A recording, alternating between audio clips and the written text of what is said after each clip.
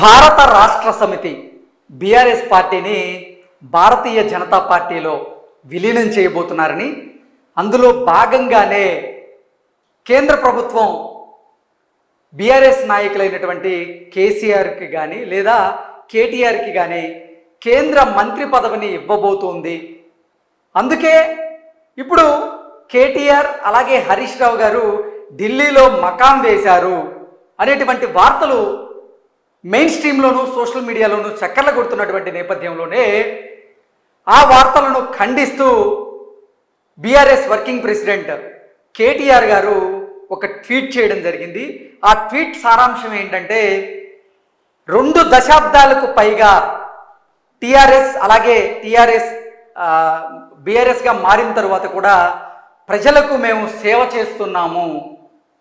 మేము పడిలేచిన కెరటంలాగా, అంటే 2023లో జరిగినటువంటి అసెంబ్లీ ఎన్నికల్లో ఓడిపోయినప్పటికీ, అలాగే మొన్న జరిగినటువంటి పార్లమెంట్ ఎన్నికల్లో ఒక్క సీటు కూడా గెలుచుకోకపోయినప్పటికీ పడిలేచిన కెరటంలాగా మేము పోరాటం చేస్తూనే ఉన్నాము.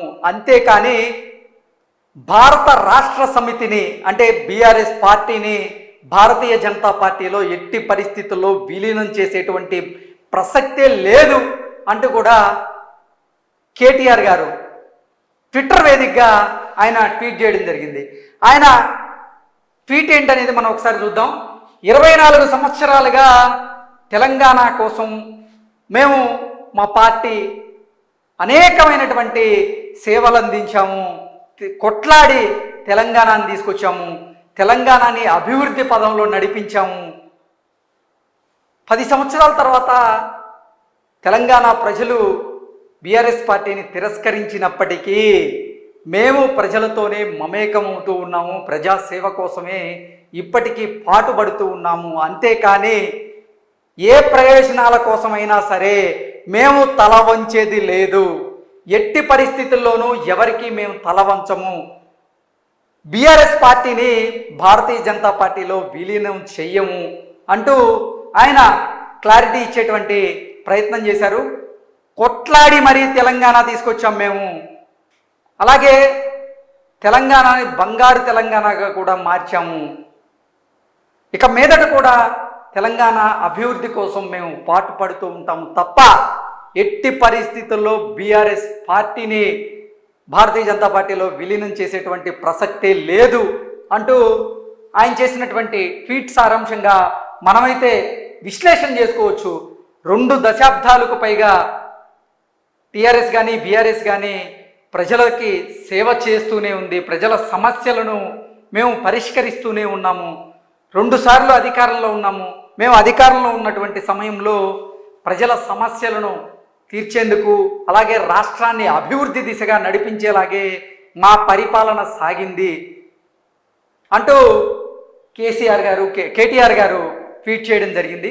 కేసీఆర్ అనేది లేపేసేయండి అంటూ కేటీఆర్ గారు ట్వీట్ చేయడం జరిగింది.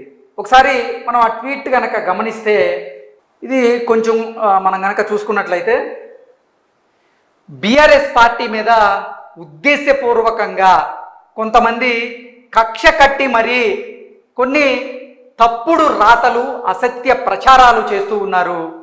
వాటిని తెలంగాణ ప్రజలు నమ్మాల్సినటువంటి అవసరం లేదు. ఎట్టి పరిస్థితుల్లోనూ ఏ ప్రయోజనాల కోసమైనా సరే బీఆర్ఎస్ పార్టీని మేము భారతీయ జనతా పార్టీలో విలీనం చెయ్యము. మేము అసలు ఎవరికి తల వంచము. ప్రత్యేక తెలంగాణ కోసం పోరాడినటువంటి వ్యక్తులు మేము. ప్రత్యేక తెలంగాణ కోసం పోరాటం చేసినటువంటి పార్టీ టీఆర్ఎస్ పార్టీ. అటువంటి పార్టీని తీసుకువెళ్ళి ఇతర పార్టీల్లో విలీనం చేసేలాగా మేము ఆలోచనలు చెయ్యము.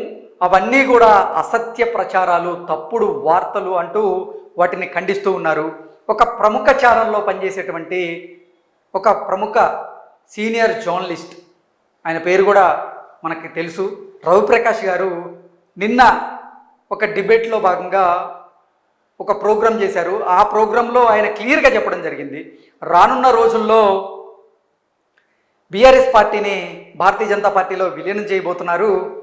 కవిత గారు ఇప్పుడు ఢిల్లీ లిక్కర్ స్కామ్లో జైల్లో ఉన్నటువంటి నేపథ్యంలో ఇప్పటికీ కవిత గారికి బెయిల్ రానటువంటి నేపథ్యంలో కవిత గారి బెయిల్ కోసం, అలాగే కల్వకుంట్ల కుటుంబం మీద ఇప్పుడు కొన్ని అవినీతి ఆరోపణలు వస్తూ వారి మీద కొన్ని కేసులు నమోదవుతున్నటువంటి నేపథ్యంలోనే అరెస్టును తప్పించుకునేందుకు ఇప్పుడు కేసీఆర్ గారు అలాగే కేటీఆర్ గారు బీఆర్ఎస్ని భారతీయ జనతా పార్టీలో విలీనం చేస్తున్నట్లుగా, అలాగే కేంద్ర మంత్రి పదవుల కోసం కూడా భారతీయ జనతా పార్టీలో బీఆర్ఎస్ పార్టీని విలీనం చేస్తున్నట్లుగా రకరకాలుగా వార్తలు వస్తున్నటువంటి నేపథ్యంలో వాటన్నింటినీ కూడా ఖండిస్తూ అసలు బీఆర్ఎస్ను మాత్రం ఎట్టి పరిస్థితుల్లో భారతీయ జనతా పార్టీలో విలీనం చేయము అంటూ కేటీఆర్ గారు అయితే ఈ ట్వీట్ ద్వారా తేల్చి చెప్పారు.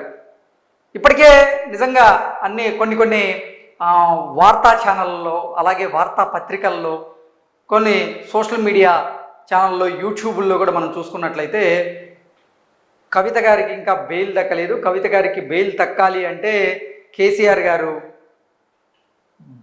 తన బీఆర్ఎస్ పార్టీని భారతీయ జనతా పార్టీలో విలీనం చేయక తప్పదు అనేటువంటి విశ్లేషణలు మనకి వినపడినటువంటి నేపథ్యంలోనే వాటన్నింటికీ చెక్కు పెట్టేటువంటి ప్రయత్నం ఎన్నిసార్లు బీఆర్ఎస్ నేతలు చేసినప్పటికీ కూడా పదే పదే ఇటువంటి వార్తలు రావడం బాధాకరం అంటూ కూడా కేటీఆర్ గారు ఈ ట్వీట్లో పొందుపరచడం జరిగింది.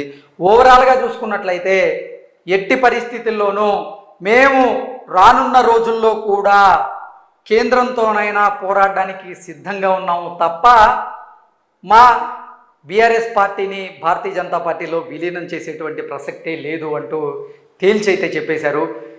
ఇప్పుడు వస్తున్నటువంటి తప్పుడు వార్తల్ని కానీ తప్పుడు ప్రచారాలు ఏవైతే ఉన్నాయో వాటినైతే మీరు నమ్మాల్సిన అవసరం లేదు. మేము ఢిల్లీలో మకాం వేయడానికి కారణమైతే కొన్ని రాజకీయ కారణాలు ఉన్నాయి, అలాగే కొన్ని పర్సనల్ కారణాల చేతనే కేటీఆర్ గారు అలాగే హరీష్ రావు గారు ఢిల్లీలో మకాం వేసినట్లుగా కూడా ఆయన తన సన్నిహితులతో చెప్పినట్లుగా కూడా కొన్ని వార్తలు అయితే వస్తున్నాయి.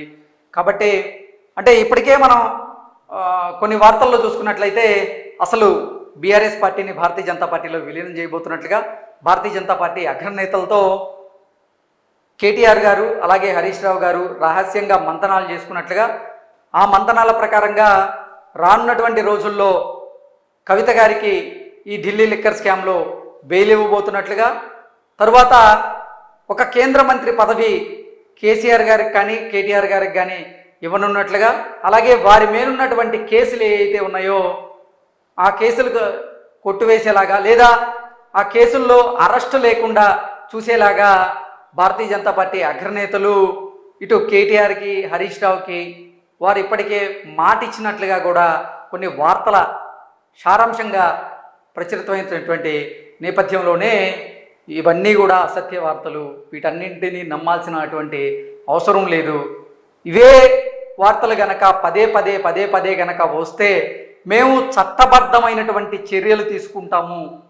ఈ వార్తలు రాసిన వారు అలాగే ఈ సోషల్ మీడియాలో యూట్యూబ్ ఛానల్లో మాకు వ్యతిరేకంగా ఎవరైతే వార్తలు రాస్తూ ఉన్నారో వారి మీద మేము లీగల్గా యాక్షన్ తీసుకోవడానికి సిద్ధమవుతున్నాము. ఇదే చివరి హెచ్చరిక.